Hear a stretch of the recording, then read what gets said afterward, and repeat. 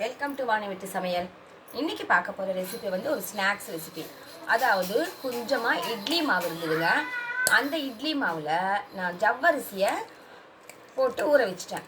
இது நான் நைட்டு ஊற வச்சுட்டேங்க. இப்போ காலையில் நான் போண்டா சுட போகிறேன். இது சூப்பராக இருக்குங்க.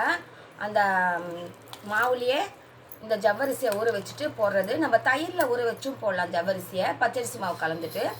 இதில் என்ன பண்ணணும்னா, இதுக்கு வந்து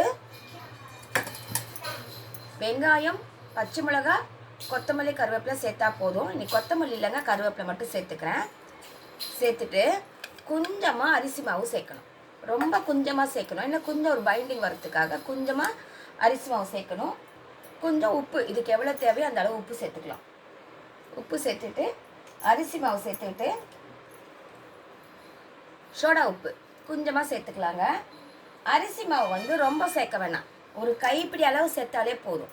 இதெல்லாம் போட்டு போண்டா பதத்துக்கு கலந்துட்டு உங்களுக்கு காமிக்கிறேன்.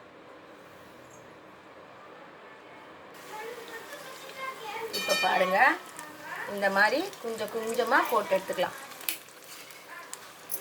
சின்ன சின்னதாக மாவு நல்லா டைட்டாக பிசைஞ்சு வச்சுக்கோங்க. சூப்பராக இருக்குங்க. நல்லா கொஞ்சம் கலர் வந்த பிறகு திருப்பி போட்டுக்கலாம். இப்போ பாருங்கள், ஒரு பக்கம் கொஞ்சம் செவந்த பிறகு திரும்ப திருப்பி போட்டுட்டு நல்லா செவக்க எடுத்துருங்க. சூப்பராக இருக்குங்க.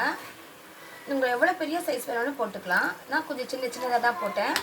அப்படியே எடுத்து சாப்பிட்லாம் அப்படிங்கிறதுக்காக சின்ன சின்னதாக குட்டி குட்டியாக போட்டிருக்கேன். ரொம்ப நல்லாயிருக்குங்க. சாஃப்டாக இருக்கும், இல்லை பஞ்சு மாதிரி இருக்கும். இது இப்படியே இன்னும் கொஞ்சம் தண்ணி ஊற்றி நீர்க்க கரைச்சிட்டு நம்ம ஊத்தப்பம் மாதிரி சுட்டுக்கலாம்.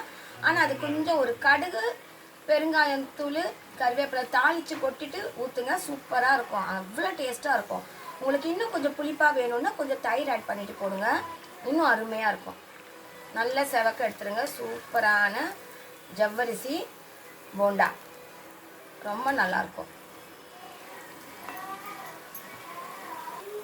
இப்போ பாருங்கள், இந்த மாதிரி சின்ன சின்ன போண்டாவாக பொரிச்சு எடுத்துக்கோங்க.